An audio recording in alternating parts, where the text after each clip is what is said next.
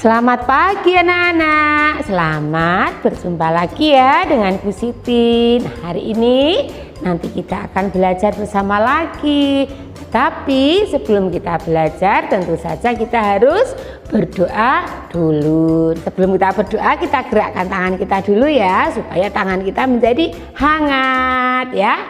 Yuk, dua tanganku sehat selalu, bergerak sepanjang waktu, melempar bola, bermain kelereng, mendirikan rumah, memasak dan membelah kayu. Tapi sekarang saya mau berdoa, kulipat tangan menyembah Tuhan. Dalam nama Bapa dan Putra dan Roh Kudus, amin. Tuhan Yesus berkati kami dalam belajar hari ini, amin. Dalam nama Bapa dan Putra dan Roh Kudus, amin. Hebat semua, pinter-pinter berdoanya. Nah, anak-anak, hari ini kita belajar bersama-sama lagi. Tapi sebelumnya Bu Guru akan mendengar semangatnya anak-anak. Apakah semangat? Tidak ya hari ini ya? Nah, yuk, mana semangatmu? Ini semangatku. Yes, Bina kasih. Siap, tumbuh, kembang, luar biasa. Nah, anak, sama Bu Siti hari ini mau belajar apa ya? Nah, untuk lebih jelasnya kita mau belajar apa? Nah, kita akan melihat dulu sebuah cerita. Nah, cerita ini terjadi waktu zaman dahulu. Cerita ini dinamakan cerita rakyat. Yuk kita lihat bersama-sama videonya. Selamat pagi anak-anak TK Bina Kasih yang ganteng-ganteng dan cantik-cantik. Sudah mandi belum? Oh sudah, pantesan di sini wangi sekali. Wow. Anak-anak masih ingat tidak ini siapa? Hah? Bude Cemplon. Aduh, bukan dong. Bude Cemplok. Aduh, salah lagi. Ayo ingat-ingat lagi. Sedih loh nanti Bude kalau kalian lupa. Iya, ini Bude Kasih anak-anak. Bude Kasih ingin menceritakan kepada kalian satu cerita lagi. Judulnya Ande-ande lumut. Anak-anak pernah dengar belum ceritanya? Oh belum. Ayo sekarang dengarkan cerita Bude Kasih ya anak-anak. Duduk yang baik dulu. Yuk mulai. Sudah siap mendengarkan Bude Kasih? Jangan ngantuk loh. Ayo kita mulai. Dahulu kala anak-anak, di Jawa Timur sana ada dua kerajaan besar. Namanya Kerajaan Jenggala dan Kerajaan Kediri. Kerajaan Jenggala dipimpin oleh Prabu Jayanegara, sedangkan Kerajaan Kediri dipimpin oleh Prabu Jayakrana. Untuk mempersatukan dua kerajaan dan menghindari peperangan, maka Pangeran Panji Asmorobangun, putra dari Raja Jenggala, dan Dewi Skartaji, putri dari Raja Kediri, dinikahkan, dijadikan sebagai suami istri, supaya kerajaan itu menjadi lebih kuat anak-anak. Walah, tetapi anak-anak, pada suatu hari kerajaan Jenggala diserang oleh musuh. Maka terjadi pertempuran atau perang anak-anak. Perang itu berlangsung sangat mengerikan pokoknya. Situasi menjadi sangat kacau sekali. Dewi Sekartaji sangat ketakutan loh anak-anak. Dewi Sekartaji bingung karena nampaknya kok Jenggala akan kalah. Dewi Sekartaji ketakutan dan lari sejauh-jauhnya dari kerajaan Jenggala, meninggalkan suaminya. Dewi Sekartaji tiba di sebuah desa dan bertemu seorang simbok-simbok. Dewi Sekartaji kemudian diangkat anak oleh simbok dan diberi nama Kleting Kuning. Diberi nama seperti itu supaya sama dengan kakak-kakak angkatnya. Simbok sudah memiliki 2 anak perempuan, namanya Kleting Abang dan Kleting Biru. Sekarang Simbok memiliki 3 anak gadis di dalam rumah. Kleting Kuning pun menjadi anaknya Simbok, maka tinggal di rumahnya Simbok. Tetapi anak-anak, kasihan Kleting Kuning. Di rumah itu Kleting Kuning tidak diperlakukan dengan baik loh anak-anak. Setiap hari Kleting Kuning disuruh membersihkan rumah, memasak, mencuci baju, cuci piring. Semua pekerjaan rumah yang mengerjakan Kleting Kuning. Bagaimana dengan Kleting Abang dan Kleting Biru? Mereka kerjanya cuma dandan terus, dan duduk-duduk bermalas-malasan, enak-enakan pokoknya. Sedangkan Kleting Kuning kerja terus, sampai kadang-kadang gak sempat mandi. Sementara itu anak-anak, ternyata Panji Asmorobangun berhasil mengalahkan musuh. Umur.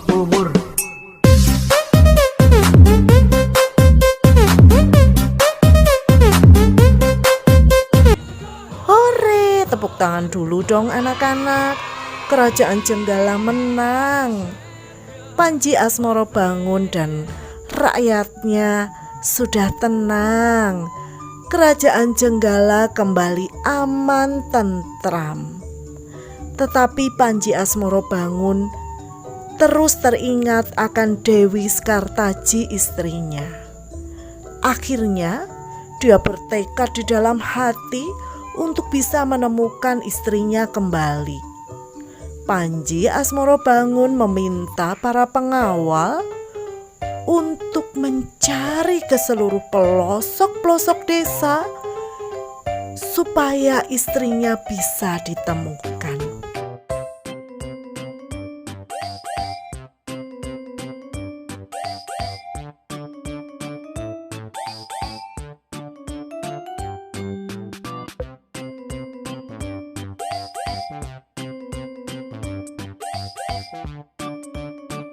Nah, anak-anak, pada suatu hari ada seorang prajurit yang melaporkan.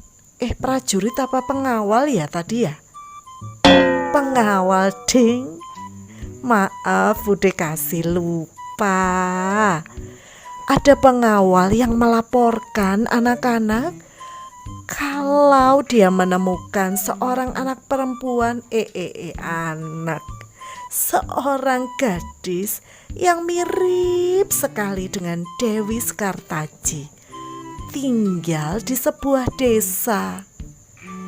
Kemudian Panji Asmorobangun pergi ke desa di dekat ke desa tempat seorang gadis yang diduga Dewi Sekartaji tadi. Panji Asmoro Bangun juga menyamar sebagai seorang pemuda desa, menjadi anaknya Mbok Rondo Dadapan. Dadapan itu nama desanya anak-anak. Tempatnya persis di depan desa, berseberangan gitu loh dengan desa tempat Kleting Kuning tinggal. Kemudian Ande-Ande Lumut mengumumkan bahwa ia sedang mencari jodoh. Wah, gadis-gadis senang sekali karena Ande-Ande Lumut ini ganteng. Maka banyak gadis yang ingin melamar, termasuk Kleting Biru dan Kleting Abang. Segera mereka pergi ke rumah Mbok Rondo Dadapan untuk melamar Ande-Ande Lumut. Tetapi mereka melarang Kleting Kuning untuk ikut. Kleting Kuning diminta untuk mencuci di sungai, tidak boleh ikut melamar Ande-Ande Lumut. Tetapi dalam perjalanan menuju ke sungai, di tengah jalan ada seekor burung bangau memanggil Kleting Kuning dan mengajaknya berbicara. Kleting Kuning, gitu ya, Bude Kasih gak bisa niruin suara bangau. Gini, Kleting Kuning, kamu cepat aja ke desa Dadapan. Kamu pengen kan ketemu suamimu, Panji Asmoro Bangun? Ayo, sekarang kamu harus segera ke sana melamar Ande-Ande Lumut, karena itu satu-satunya jalan supaya kamu bisa bertemu lagi dengan suamimu. Tapi ini jangan lupa, aku akan memberimu cambuk. Disimpan ya, karena nanti akan berguna untukmu. Kleting Kuning akhirnya menurut, dan dia setelah mengucapkan terima kasih kepada bangau, segera pergi menuju desa Dadapan. Nah, bagaimana dengan Simbok dan Kleting Abang serta Kleting Biru? Mereka sudah tiba di pinggir sungai, sedang bingung, mikir gimana caranya menyeberang, karena desa Dadapan itu ada di seberang sungai. Padahal sungainya dalam dan arusnya deras, ndak ada kapal loh. Saat berpikir-pikir, tiba-tiba datang seekor yuyu. Yuyu itu mirip kepiting, namanya Yuyu Kangkang. Nah, anak-anak, Yuyu Kangkang ini menawarkan untuk menyeberangkan mereka satu-satu, menyeberangkan Kleting Biru dan Kleting Abang. Tetapi ada syaratnya. Yuyu Kangkang meminta upah. Upahnya yaitu permen yang mau dibawa untuk melamar Ande-Ande Lumut. Akhirnya Kleting Abang dan Kleting Biru menyetujui anak-anak. Padahal permennya itu harus sampai ke Ande-Ande Lumut dalam jumlah yang genap loh anak-anak. Tapi kok ini sebagian diberikan kepada Yuyu Kangkang. Kleting Abang dan Kleting Biru bergantian diseberangkan oleh Yuyu Kangkang. Pertama Kleting Abang, dan disusul Kleting Biru.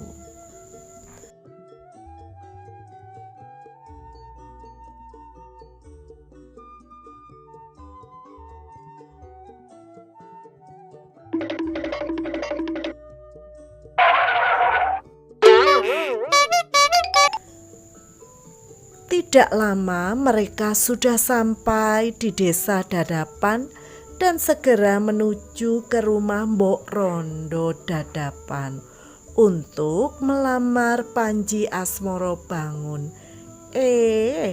Ande Lumut kan sedang menyamar, lupa Bude. Nah, kemudian Ande Lumut menghitung. Alah, ternyata jumlah permennya Kleting Abang dan Kleting Biru itu tidak genap. Maka Ande Lumut tidak menerima lamaran mereka dan mereka disuruh pulang kembali ke rumahnya. Wah, sedih. Kleting Abang dan Kleting Biru menangis sambil berjalan pulang. Bagaimana ya dengan Kleting Kuning? Kleting Kuning ternyata sudah sampai di pinggir sungai. Melihat sungai yang besar dengan arus sungai yang deras, dia pun sama seperti saudara angkatnya tadi, si Kleting Abang dan Kleting Biru. Kleting Kuning pun merasa takut untuk menyeberang. Kemudian datang Yuyu Kangkang. Yuyu Kangkang kembali meminta permen kepada Kleting Kuning. Tetapi Kleting Kuning tidak mau memberikan. Kan permennya mau dipakai untuk melamar Ande Lumut. Kleting Kuning sangat menjaga janji itu, maka dia tidak bersedia memberikan permennya kepada Yuyu Kangkang. Kleting Kuning kemudian teringat Bangau tadi memberinya cambuk, dan Kleting Kuning pun mengarahkan cambuknya ke sungai. Seketika sungai menjadi kering, anak-anak. Yuyu Kangkang kebingungan. Kan dia tidak bisa hidup tanpa air. Kemudian dia minta ampun pada Kleting Kuning dan mau menyeberangkan tanpa meminta permen. Nah, akhirnya air sungai kembali lagi. Gak jadi kering, dan Yuyu Kangkang mengantar Kleting Kuning menuju desa Dadapan. Di sana Kleting Kuning bertemu dengan Ande Lumut dan menyerahkan permen. Ande Lumut sangat gembira karena jumlah permennya masih genap. Dan dia pun akhirnya menerima lamaran Kleting Kuning. Keduanya menyadari bahwa ternyata si Ande Lumut itu ya Panji Asmoro Bangun, sedangkan Kleting Kuning itu adalah Dewi Sekartaji.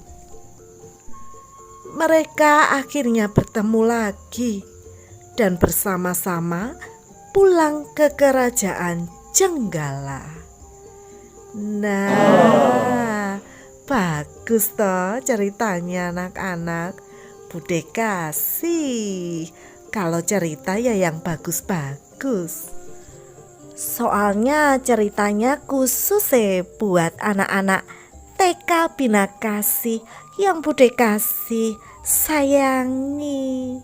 Sudah dulu ya anak-anak, Bude kasih mau belanja ke pasar dulu. Anak-anak belajar dengan Bu Guru lagi ya. Oke, sudah dulu ya anak-anak.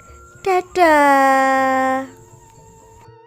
Anak-anak, sudah lihat videonya? Bagus tidak ceritanya?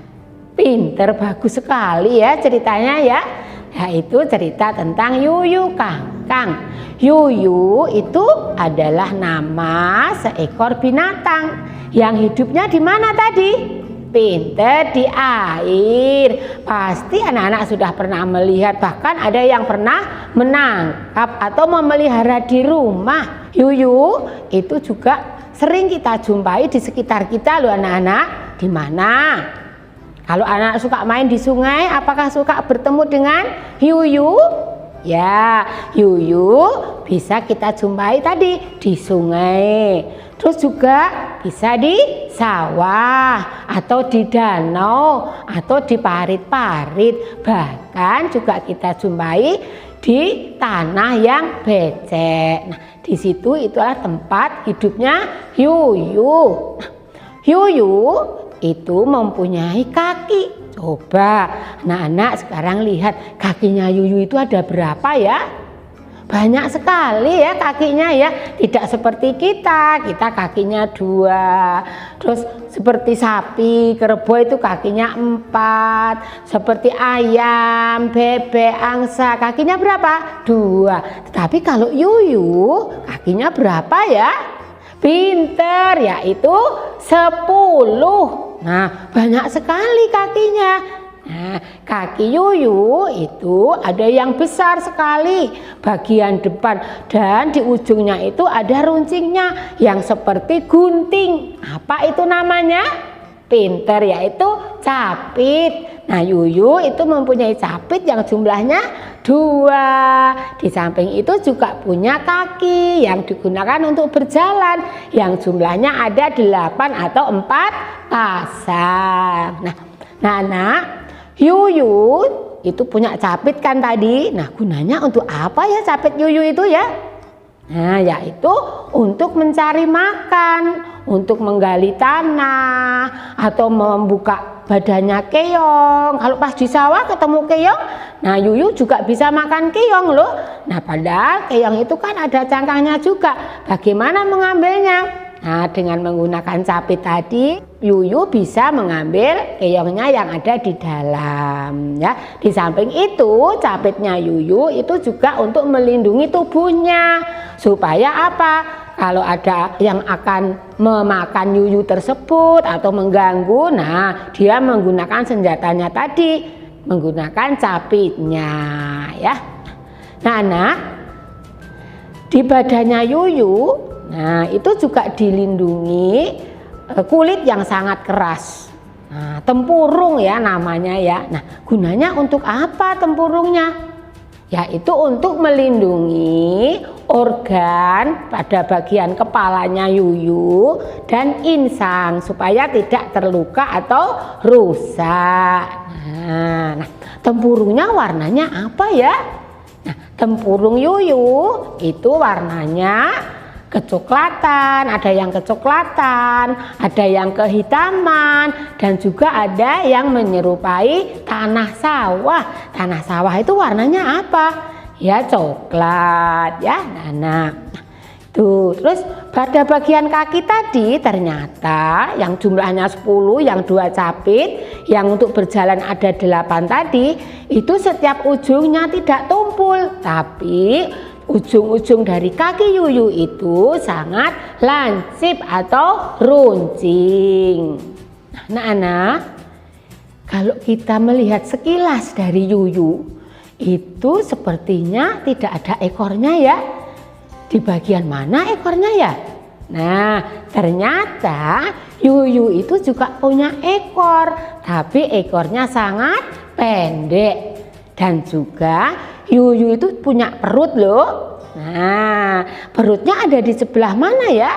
Nah, kalau yuyu itu ada di bawahnya toraks. Toraks itu apa? Toraks itu bagian dada ya. Anak-anak, semua makhluk hidup itu baik binatang, tumbuh-tumbuhan, dan juga kita sebagai manusia itu tentu memerlukan udara. Nah, udaranya untuk apa ya? Untuk bernafas. Nah, setiap makhluk hidup itu alat untuk bernafasnya itu berbeda-beda. Kalau kita menggunakan apa? Yuk kita bernafas. yaitu menggunakan paru-paru. Kalau binatang seperti sapi, kerbau itu menggunakan apa? Sama seperti paru-paru juga, menggunakan paru-paru. Tetapi kalau binatang yang hidupnya di air seperti ikan itu bernafasnya menggunakan apa ya? Nah, ada yang menggunakan paru-paru juga, tetapi ada juga yang menggunakan yang namanya insang. Nah, kebanyakan sebagian besar ikan-ikan itu bernafas dengan insang. Nah, tidak ketinggalan juga, ternyata yuyu pun bernafasnya juga menggunakan insang. Nah, insang yuyu itu gunanya untuk mengambil oksigen. Seperti kita, kalau kita bernafas kita kan menghirup oksigen seperti ini. Nah, yuyu pun juga begitu. Nah, kalau dia membuka insangnya berarti dia menghirup oksigen yang digunakan untuk bernafas. Di samping itu, apakah yuyu punya mata seperti kita? Nah, tentu saja yuyu juga mempunyai mata. Nah, mata yuyu itu jumlahnya berapa ya? Sama dengan kita, sama dengan binatang yang lain, yaitu 2. Letaknya mata pada yuyu itu ada pada bagian badan di depan ya. Tuh. Nah, sekarang semua makhluk hidup itu kan butuh makanan sebagai tenaga supaya bisa bergerak atau sebagai sumber energinya. Nah, kepiting pun juga seperti itu. Kepiting juga membutuhkan makanan. Nah, makanan kepiting itu apa ya?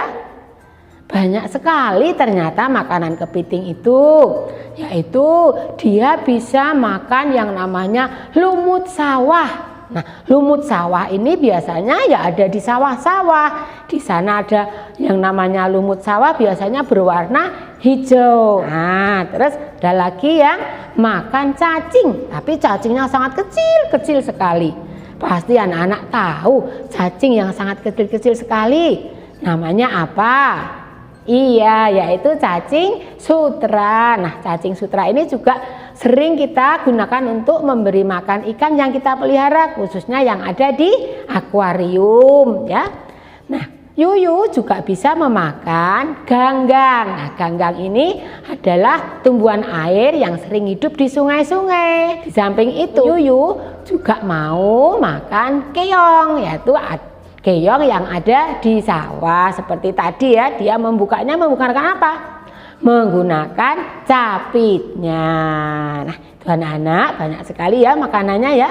Nah, sekarang kepiting itu ternyata dia bisa berganti kulit. Nah, untuk apa pergantian kulitnya?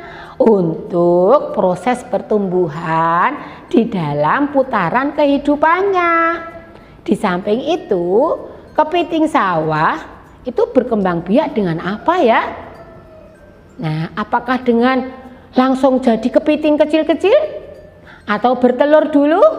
Nah, kepiting itu ternyata berkembang biaknya juga sama dengan ayam, sama dengan bebek ya, yaitu bertelur dahulu ya. Kemudian telurnya ditetaskan, tetapi tidak menetasnya itu tidak di kandang atau di sarang ya. Tapi kalau kepiting itu menetaskan telur-telurnya itu di tubuhnya kepiting betina. Nah, setelah nanti telurnya itu menetas di tubuhnya dan dilihat itu sudah cukup besar, nah induknya itu mengeluarkan kepiting-kepiting yang sudah menetas tadi, dilepaskan di sungai. Untuk apa? Untuk melatih supaya kepiting-kepiting yang masih kecil-kecil itu mandiri. Loh, mandiri bagaimana ya Nana? Yaitu dia bisa mencari makan sendiri tanpa dibantu oleh mamanya atau oleh induknya. Nah, itu ya, itu adalah cara berkembang biaknya yuyu atau kepiting. Nah, di samping itu, Nah, kalau kita berjalan, itu kan kalau berjalan kita maju ya kan. Seperti binatang yang lainnya, kalau mereka berjalan kan juga maju. Tetapi kalau kepiting berbeda. Kepiting itu kalau berjalan tidak maju atau tidak mundur, tapi dia berjalannya itu menyamping, jadi ke samping ya. Lucu ya. Nah, anak, ternyata kepiting itu bisa dipelihara juga, bisa diternakkan juga, atau bisa dibudidayakan juga. Khususnya untuk kepiting sawah ini ternyata juga bisa. Nah, caranya bagaimana ya? Ada yang menggunakan keramba apung dan juga ada yang menggunakan dengan cara kurungan. Keramba apung itu apa ya? Nah, keramba apung itu adalah tempat untuk memelihara ikan ya, yang berupa kandang yang terbuat dari kayu atau bambu yang diletakkan di badan sungai. Nah, seperti kepiting sawah juga seperti itu, dipelihara di keramba apung. Nah, caranya seperti tadi, disiapkan tempat yang berupa kandang yang terbuat dari kayu atau bambu. Nah, nanti ditaruh di badan sungai. Nah, di situ nanti terus ditaruh benih kepiting sawah tadi. Nah, setelah benih-benihnya di situ banyak ditaruh di situ. Nah, nanti supaya kepitingnya itu menjadi besar, menjadi gemuk, tentu saja harus diberi makan yang cukup dan makanannya harus makanan yang sehat. Nah, anak, kemudian setelah itu sudah kepitingnya itu besar-besar, nah baru bisa dipanen. Kemudian dibawa kemana? Tentu saja juga bisa dijual dan juga bisa dimasak sendiri. Nah, masakan kepiting itu apa ya? Anak-anak sudah pernah makan belum? Selain yang sering dimasak di restoran atau di rumah makan. Nah, ternyata kepiting itu juga bisa dibuat sebagai masakan yang ada di rumah kita yang namanya botok yuyu. Nah, botok yuyu ini dulu terkenalnya itu ada di daerah Grobogan. Nah, terkenal sekali di sana botok yuyu dari Grobogan. Di samping itu juga bisa digoreng begitu saja, dikasih bumbu juga, mungkin dikasih bawang putih, kasih garam sehingga menjadi gurih. Nah, itu anak-anak ya, masakan yang berasal dari yuyu atau kepiting sawah. Nah, Nana, sudah banyak sekali ya yang kita pelajari tentang yuyu atau kepiting sawah hari ini. Nah, sekarang saatnya kita akan mengerjakan tugas. Nah, tugas hari ini kita akan membuat apa ya? Ya, tentu saja juga membuat apa yang sudah kita pelajari hari ini, yaitu yuyu atau kepiting sawah. Sudah disiapkan alatnya? Pinter. Anak-anak sudah siap bahannya? Pinter. Yuk kita bersama-sama ya. Kita ambil kertas yang ukurannya kira-kira segini ya. Kita gabungkan seperti ini ya. Nah, kita taruh lem seperti ini,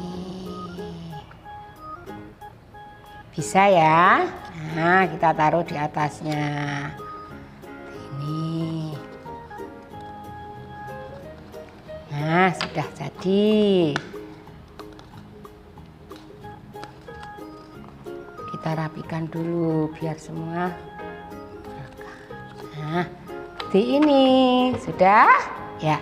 Ini kita taruh dulu. Kita ambil yang satu lagi kertasnya, kita lipat seperti ini. Nah, kita akan membuat kakinya. Berapa tadi kakinya? Pinter, ada 10. Nah, kita buat yang gunanya untuk mencari makan dulu. Apa tadi? Capitnya ya. Ini ya.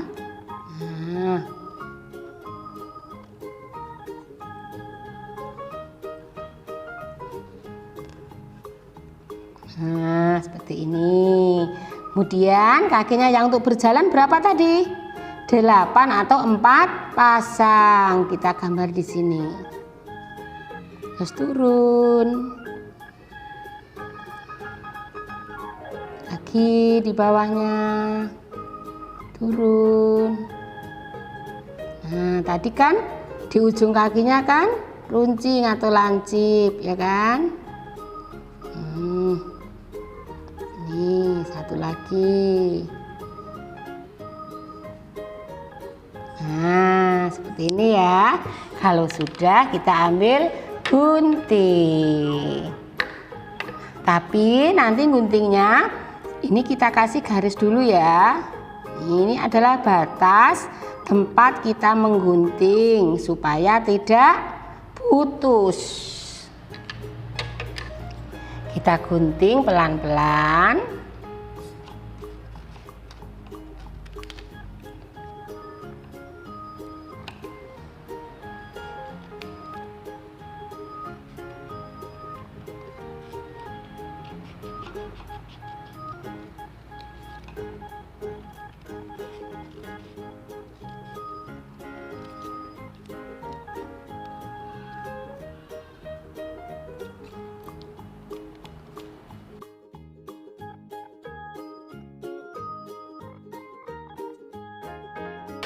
Sudah jadi, kita buka. Nah, seperti ini. Kita kasih lem ya. Nah, kita kasih lem di badannya. Ini. Ya. Kita tempel di sini. Nah, seperti ini. Nah, kemudian kita tekuk-tekuk ya kakinya, tekuk sedikit pas di belokannya tadi.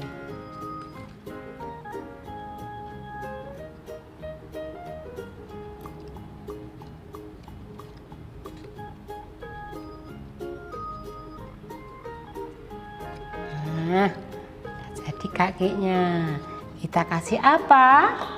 Kita kasih mata. Nih di sini. 1, 2.